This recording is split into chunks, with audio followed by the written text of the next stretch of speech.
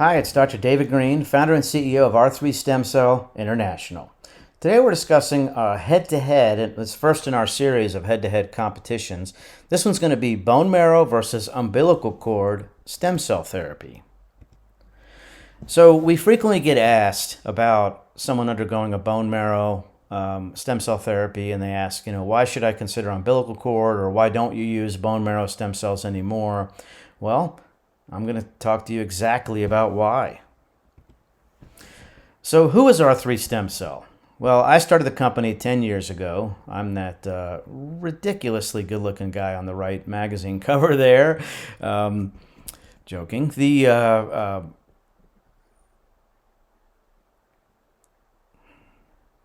who exactly is R3 Stem Cell? I started the company 10 years ago. That's me on the right.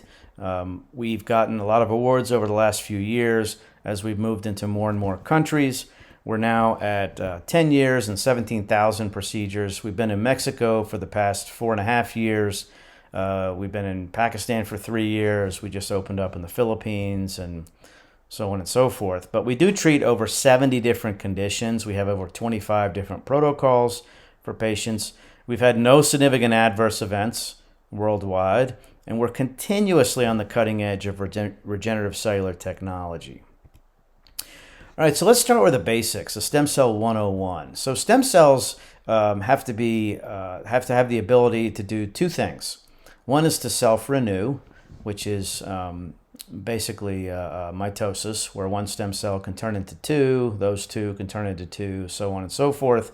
And then the ability to differentiate. So a stem cell by itself has very limited functionality. It's when it differentiates into a specialty cell that it can go to work as a worker bee to help repair, regenerate, whatever it's needed to do. Now, when you classify stem cells, there's really only two sources of origin as far as categories.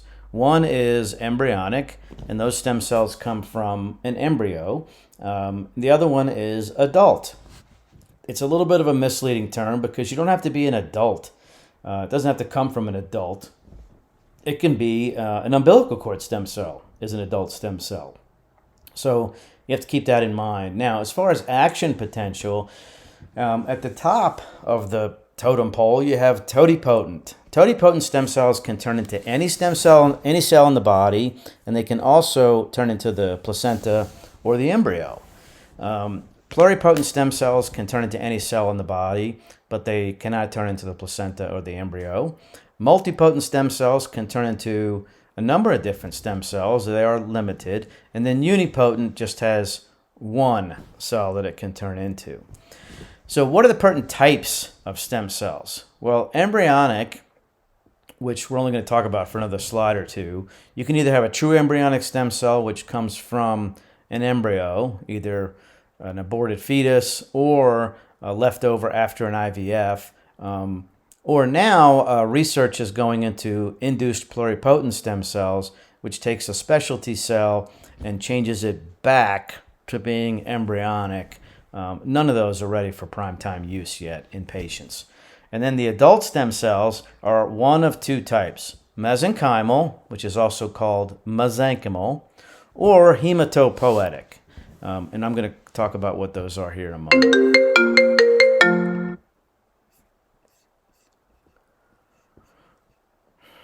With regards to the pertinent types of stem cells, there's really only two categories. One is embryonic, which we're only going to talk about for another slide or two. True embryonic stem cells come from an embryo, either from an aborted fetus or from a leftover IVF embryo. Okay, so induced pluripotent stem cells are also still in the research phase, and that's when you take a specialty cell and convert it back into a pluripotent stem cell. None of those are being used clinically. They're not ready. They have problems. Adult stem cells are either mesenchymal, some people say mesenchymal, or hematopoietic. I'm going to explain those here in just a moment. All right, so what we've done is we've taken out embryonic, we've taken out toti, pluripotent, and unipotent. What we're talking about in this head-to-head are adult stem cells that are multi potent, okay? So, as I mentioned, you don't have to have, it doesn't have to be an adult stem cell to be classified as such. Umbilical cord stem cells, amniotic stem cells, those are considered adult categorized. All right, what are the variables we're going to be looking at in this head-to-head? Well, the types of stem cells, side effects, the numbers of cells available, their replication capability, and how active are they at being a stem cell function. All right, types of stem cells. Well, we're talking about bone marrow versus umbilical. Bone marrow is an autologous source, meaning it comes from you, the patient. Auto means self. So it's not like you take bone marrow from someone else in the world and give it to you. That can be done for a cancer stem cell transplant. That's not what we're talking about. In this case, the stem cells come from you, and the stem cells that come from in bone marrow are predominantly the hematopoietic variety, the vast majority of them. Here you can see an aspiration taking place from a patient's pelvis. That's the most common way they're obtained. Now, umbilical cord tissue is what's called allogeneic. Allo means other. It comes from a donor. And the predominant type of stem cells in the umbilical cord tissue are what's called mesenchymal, as I mentioned earlier. So here's a picture of the needle that's placed into the pelvic area for bone marrow aspiration. This is the area of the pelvis where they typically come from, which is called the iliac crest. Now, when you get bone marrow stem cells, as I mentioned, they're predominantly hematopoietic. There's very few mesenchymal stem cells from bone marrow. On the right in the graph, you see what hematopoietic stem cells can become. They're either going to go down the myeloid line or the lymphoid line. And what you see here is that they can turn into thrombocytes, erythrocytes, mast cells, different white blood cells, macrophages, killer cells, and other types of lymphocytes and plasma cells. So yes, they can turn into multiple different types of cells, but it's limited, right? And it's only as helpful as what you need as far as those cells. Now, with the postnatal adult mesenchymal stem cells, we're talking about the umbilical cord. Now, you can see a cross-section of the umbilical cord here. And each umbilical cord has two arteries and a vein. Those are removed. And we use this gelatinous matrix in here, which is called Wharton's jelly. Most of the stem cells in those areas are mesenchymal, and there are a few hematopoietic stem cells. So it's different between the two different sources. Now, mesenchymal stem cells have a lot of options. This is not a complete list here. Heart, bone, cartilage, cornea, liver, muscle, nerve, fat tissue. It's a pretty nice looking list. So umbilical maintains more mesenchymal stem cells, which is truly what we need for the bulk of applications that stem cells are being used for. Okay, so when you look at the types, the winner here is definitely umbilical. So let's talk about side effects. For umbilical, we've seen no significant adverse events in over 17,000 cases. We have not seen a rejection reaction. These type of stem cells, the hematopoietic or mesenchymal, they don't form tumors, so it's not applicable to either umbilical or bone marrow.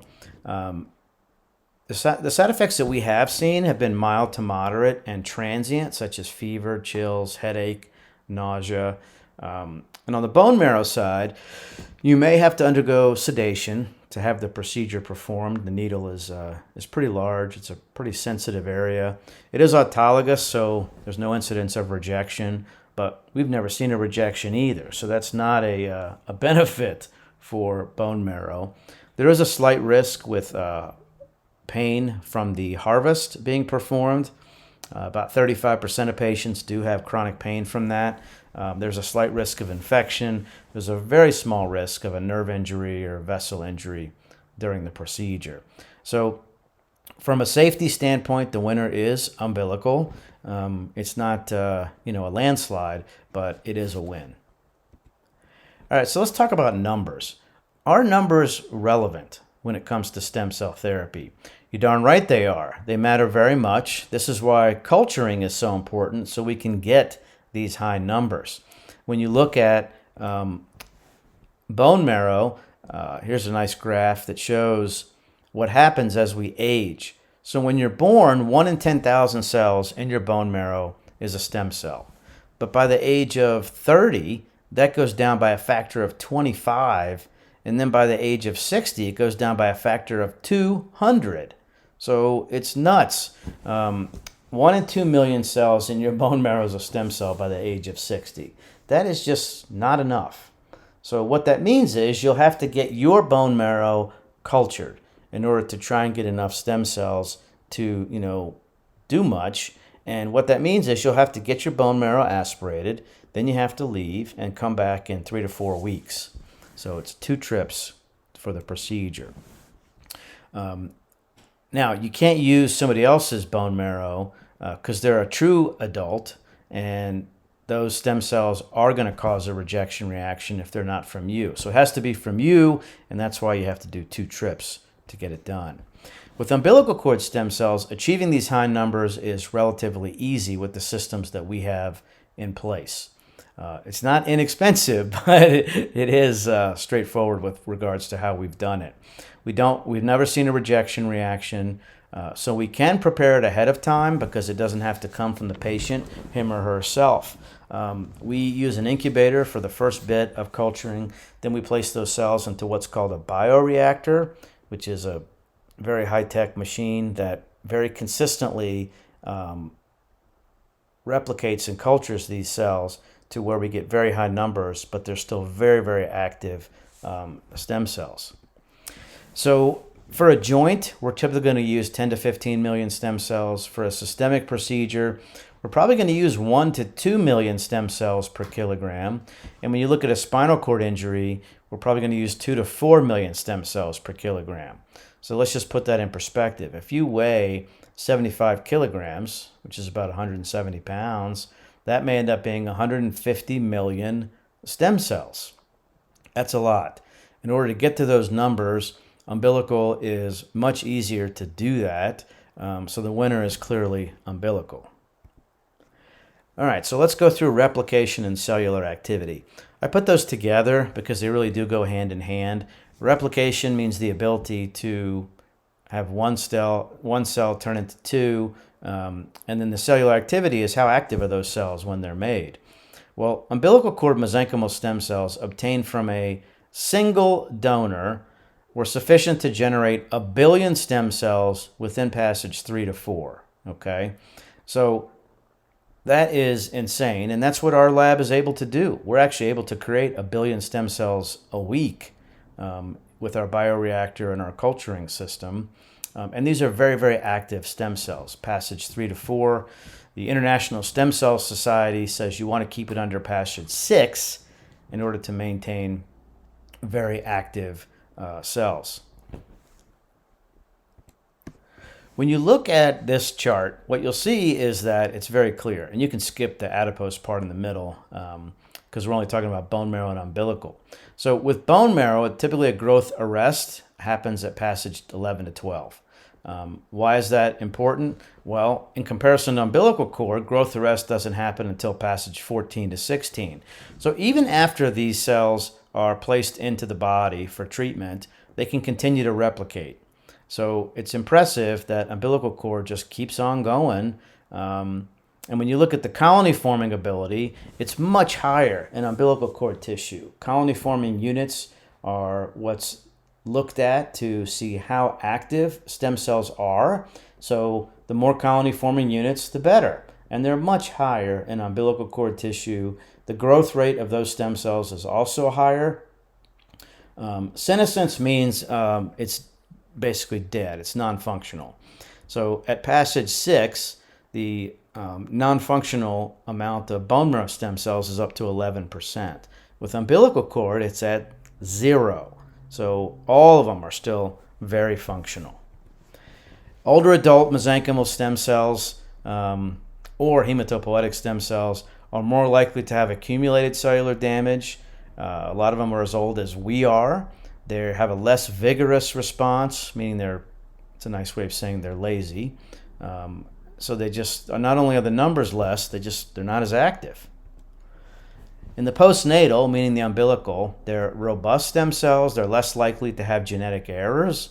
They're not the same as a mature adult, meaning they're much more active and they're not lazy.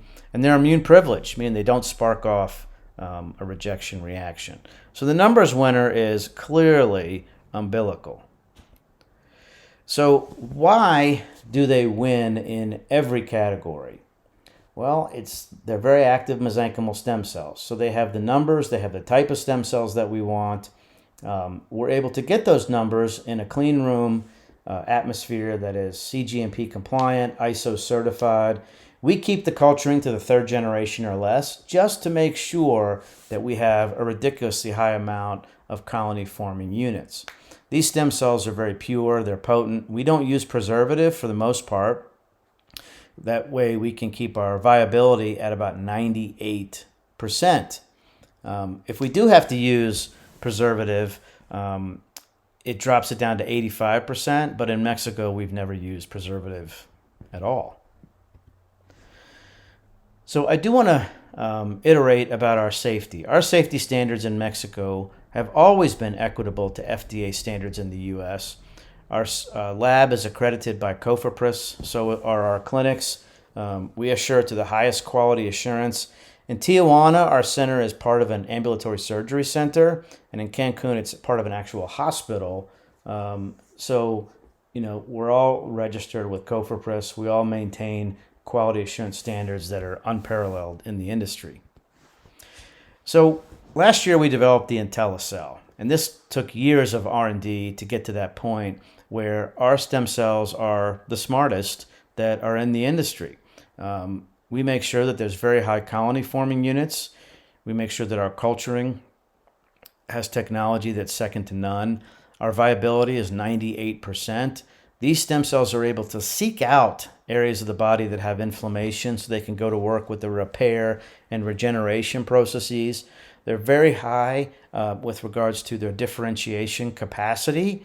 Some of these centers will treat their cells in such a way that they're predestined to turn into certain cells, and that is not what you want. You want them, to have the smarts to be able to decide what they need to become, and ours do. They're also very persuasive. When they get into an area that has damage, not only do they differentiate themselves, but they also persuade other cells in the area to help in the repair process. They also promote translation of various proteins to help. And I talked about our safety standards. So why should you consider R3 for your regenerative care? Well, for instance, for one thing, we don't use bone marrow stem cell therapy. We stopped doing that over 5 years ago. We know that it's an inferior way of doing stem cell therapy. Umbilical cord has been tremendous for patient outcomes. We're at an 85% overall patient satisfaction. 35% of our procedures around the world come from referrals now because of the outcomes. Our experience is that, your experience, we include VIP escort transportation. We have contemporary, comfortable medical clinic settings, and you'll have your escort, to the clinic. Our experience in the industry, we have over 25 different protocols. Our providers are very experienced and collaborative around the world. We've done over 17,000 procedures in 10 years. So with regards to our pricing, I realize that's not the topic of today, but I do want to talk about it briefly because it has been part of my mission to create the Mercedes of stem cell therapy for the pricing of a Ford. I did that with our economy of scale and our volume. I didn't want finances to get in the way of stem cell therapy because, including the IntelliCell treatment, you can't have a procedure with stem cell therapy and expect it to be a one and done. So if you're spending $25,000 to $30,000 to go to Panama, Colombia, how are you going to do that again? Unless you're extremely wealthy. Well, I know this. So we decided to make it much more cost effective. We only apply extra fees for things like sedation, intrathecal application into the spinal cord, spine procedures, as well as sometimes patients need treatment over multiple days. There's a slight charge for that. So when you look at our pricing, this is our Mexico pricing. It does vary in other locations around the world, but just to give you an idea of how cost effective we are, you can get 30 million stem cells at our Mexico clinics for $29.50. 50 million cells is only an additional $1,000 at $39.50. All of our procedures with 50 million cells or above get free exosomes, which are stem cell byproducts that work amazingly well synergistically with the stem cells to provide better outcomes.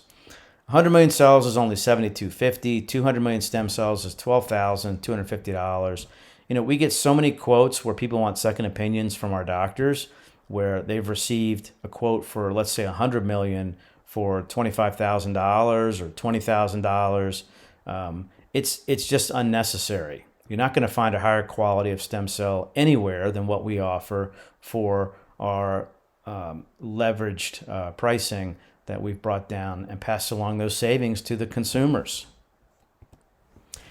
So how to get the process started? Well, if you can visit our website at r3stemcell.com/international, you'll see where our clinics are located. Our number to call to set up your free consultation is 888-988-0515. And feel free to email us, info@r3stemcell.com. Thank you very much for watching.